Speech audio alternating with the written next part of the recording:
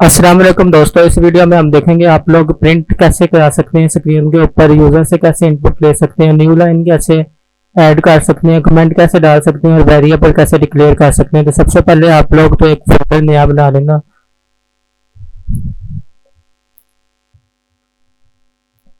अब इसके अंदर हम एक राइट क्लिक करके आपने इधर जाना है, ओपन विद कोड को दबाना। तो आपका विजुअल स्टूडियो कोड खुलेगा।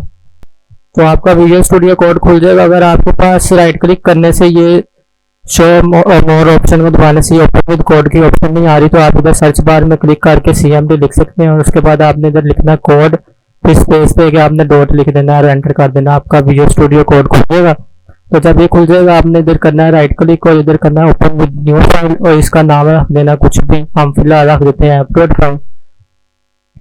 तो अब इसके अंदर हम सबसे पहले देखते हैं कि हम प्रिंट का फंक्शन कैसे इस्तेमाल कर सकते हैं। वो सिंपल सा फंक्शन है, आपने लिखना है इधर प्रिंट और उसके बाद आपने इसके अंदर ये जो कोटेशन है इसके अंदर आप कुछ भी लिखते हैं। तो जो सा आप इसके अंदर ये टेक्स्ट लिखेंगे ना वो आपको टर्मिनल पे इतना ही शो हो जाएगा। हम इसको प्ले करके देखते हैं। फाइल को सेव कर लेना था आपने, अब प्ले करके देखते हैं। देखा आपने, तो ये हमारा जो सा हमने इसके अंदर लिखा था वो इस तरह इधर डिस्प्ले हो गया। तो अब अगर हम चाहते हैं कि इसके अंदर आप कुछ लिखेंगे ना वो इसी तरह इधर डिस्प्ले हो जाएगा। अब हम देखते हैं कि हम इसको न्यू लाइन में कोई चीज़ कैसे लिख सकते हैं। अगर हम फॉर एग्जांपल इधर तो हम लिखेंगे तो वो इसी लाइन में शो होगा, हम चाहते हैं न्यू लाइन में शो हो, उसके लिए आपने नीचे एक और पॉइंट लिख देना। अब इधर आप जो भी लिखेंगे वो न्यू लाइन में लिखा जाएगा।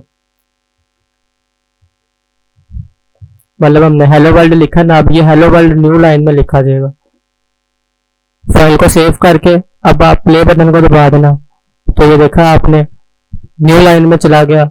और इसको न्यू लाइन में भेजने का एक और भी तरीका है। अगर हम फॉर एग्जांपल इधर कोमा लगा कर लिख देते हैं एंड और इसको खाली छोड़ देते हैं, फाइल को सेव कर लें और इधर से हम प्ले बटन को दबा देते हैं, तो आपने देखा ये सारा एक ही लाइन में आ गया। लेकिन हम चाहते हैं न्यू लाइन में जाए, तो इधर आप सिंपल सा स्लैश और एन लिख दें, फिर फाइल को सेव कर दें और प्ले बटन को दबा दें। तो अब आपने एक बात गौर की है, हमें फाइल को बार बार सेव करना पा रहा है। तो इधर से आप जाएं फाइल में, यहाँ से ऑटो सेव को ऑन कर देना।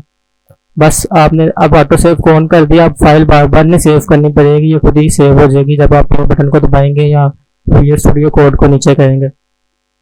तो ये हमने देख लिया प्रिंट कराने का तरीका और न्यू लाइन में जाने का तरीका। अब हम देखते हैं पाइथन में हम कमेंट किस तरह ऐड कर सकते हैं। सिंपल सा आपने इधर हैश लिखना और इधर आप कुछ भी लिखें वो आपका कमेंट है। तो ये सिंपल सा तरीका था कमेंट ऐड करने का। अब हम देखते हैं कि यूजर से कैसे इनपुट ले सकते हैं। वो सिंपल सा फंक्शन है, आपने इधर सिर्फ लिखना है इनपुट।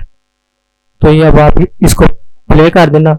ये अब आपसे इनपुट मांग रहा है, इधर कुछ भी लिख देते हैं हम, इसका उधर कुछ भी लिख देते हैं। तो ये देखा हमने इनपुट दे दिया इसको। अब हम चाहते हैं कि जो हम इनपुट दे रहे हैं ना इसके साथ हमें एक मैसेज भी शो हो। तो आपने ये सिंपल सा प्रिंट के अंदर आप कुछ भी लिख देंगे वो आपको इसके साथ ही शो हो जाएगा। फॉर एग्जांपल हम लिख देते हैं एंटर समथिंग। अब हम इसको प्ले करते हैं। देखा हमने ये मैसेज डिस्प्ले हो गया और हमसे साथ में इनपुट मांग रहा है, हम इनपुट दे देते हैं इसको। तो ये इस तरह हम इनपुट ले सकते थे। अब हम देखते हैं कि हम वेरिएबल को कैसे डिक्लेयर करते हैं और वेरिएबल कैसे यूज कर सकते हैं। फॉर एग्जांपल हम इधर लिख देते हैं x = 1। ये हमने एक वेरिएबल डिक्लेयर किया। अब हम इधर इसको प्रिंट करा देते हैं x को। ये इंटीजर का वेरिएबल है इंट। इसको जब देखा हमने ये हमें इस तरह ही x डिस्प्ले हो गया। तो अब हम इसको y को स्ट्रिंग का एक वेरिएबल लिखते हैं। ये स्ट्रिंग का जो कोटेशन में हम लिखते हैं वो स्ट्रिंग होता।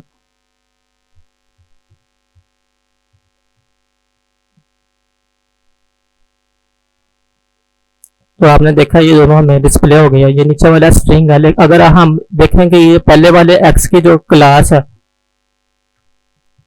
और दूसरे वाले x की जो क्लास है y की, तो आपने देख लिया दोनों में फर्क। ये इंटीजर है और ये स्ट्रिंग है। स्ट्रिंग में और इंटीजर में ये फर्क है, आप इंटीजर के ऊपर कैलकुलेशंस कर सकते हो, स्ट्रिंग पे आप नहीं कर सकते। फॉर एग्जांपल अगर हम इधर लिखते हैं y को ही y में ऐड करते हैं, मतलब इधर 1 है ना, इसका मतलब 1 + 1, लेकिन ये आपको शो कराएगा 11। देखा क्योंकि ये कॉन्कैटिनेट कर रहा है स्ट्रिंग को, मतलब एक स्ट्रिंग इसने इधर लिख दिया और ये दूसरा जो वाई है ना वो इसने इस तरह ही लिख दिया।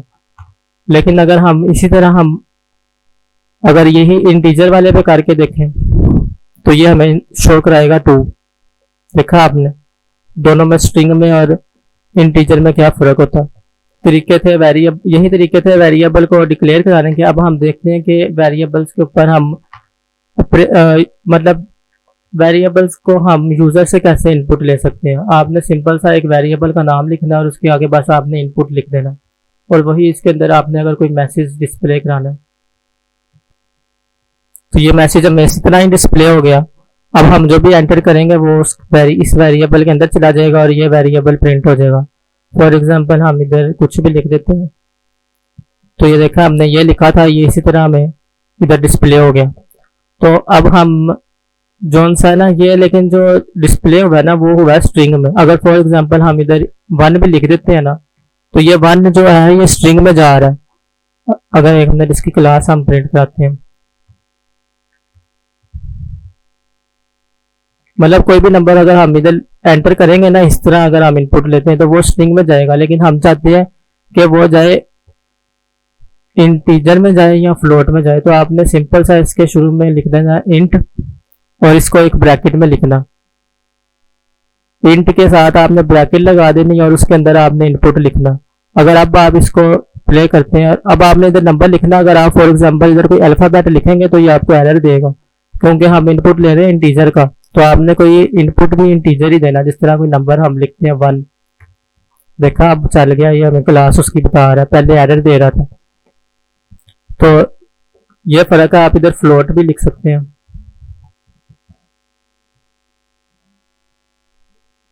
देखा फ्लोट आ गई है इसकी क्लास। तो अगर हम इसको खाली डिस्प्ले कराएंगे तो जाहिर सी बात है वो नंबर ही डिस्प्ले करेगा। तो ये इस तरह हम वेरिएबल का इनपुट ले सकते हैं। अब हमने देखना कि हम वेरिएबल्स के ऊपर ऑपरेशंस कैसे परफॉर्म करा सकते हैं। इसको मैं इंटीजर में कन्वर्ट कर देता हूँ ताकि सारा कुछ सिंपल सा ही रहे। सिंपल सा हमने उसको कॉपी करके नीचे पेस्ट किया है। इसका नाम बदल देते हैं, इधर लिख देते हैं एंटर फर्स्ट नंबर, दूसरे वाले में लिख देते हैं एंटर सेकंड नंबर। अब तीसरा वेरिएबल जो है ना हम इसको ऐड करा देते हैं। इधर सेमीकोलन नहीं अलाउ होते पाइथन में, आपने सेमीकोलन नहीं लगाना। और डिस्प्ले हम करा देते हैं इसको ही तीसरे वाले को।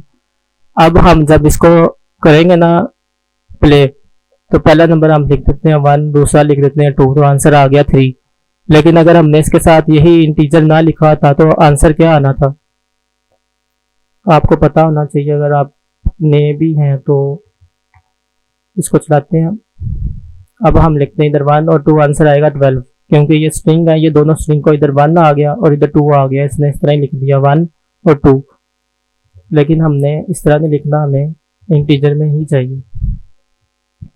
तो ये तो हो गया सिंपल एडिशन का। इसी तरह आप इधर माइनस लिख सकते हैं या मल्टीप्लाई लिख सकते हैं, ये तो सिंपल से ऑपरेशन है।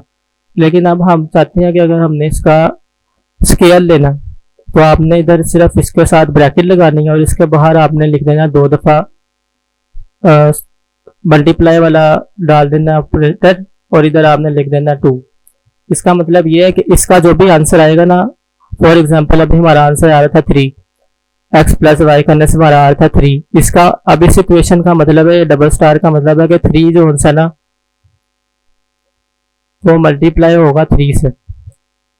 इसका यह मतलब है कि जो भी आंसर आएगा वो 2 दफा मल्टीप्लाई हो जाएगा, मतलब वो अपने नंबर के साथ मल्टीप्लाई हो जाएगा। मतलब हम चला के देखते हैं 1, इधर हम लिखते हैं 2, फिर लिखते हैं 2, हमारा आंसर आया था 2 प्लस 2 होता है 4 और 4 का स्क्वायर होता है 16। तो इसी तरह अगर हम इधर 3 लिख दें तो इसका आ जाएगा 4 का क्यूब आ जाएगा। इधर लिख देते हैं 2 प्लस 2 होता है 4 और 4 का क्यूब होता है 64। तो इस तरह ही ये हम ऑप्शन इसके ऊपर डिफरेंट किस्म के परफॉर्म करा सकते हैं। तो अगर आपने भी इसकी प्रैक्टिस के लिए कोई टास्क करना है तो आप एक वेरिएबल में अपना फर्स्ट नेम लिखें, दूसरे वेरिएबल में अपना सेकंड नेम लिखें और आउटपुट में आपका फर्स्ट नेम और सेकंड नेम दोनों इकट्ठा डिस्प्ले होना चाहिए। या आप प्रैक्टिस करके देखें इसकी कि पहले वेरिएबल में आपने फर्स्ट नेम स्टोर कराना, दूसरे में सेकंड नेम, और आउटपुट में दोनों इकट्ठे डिस्प्ले होने चाहिए।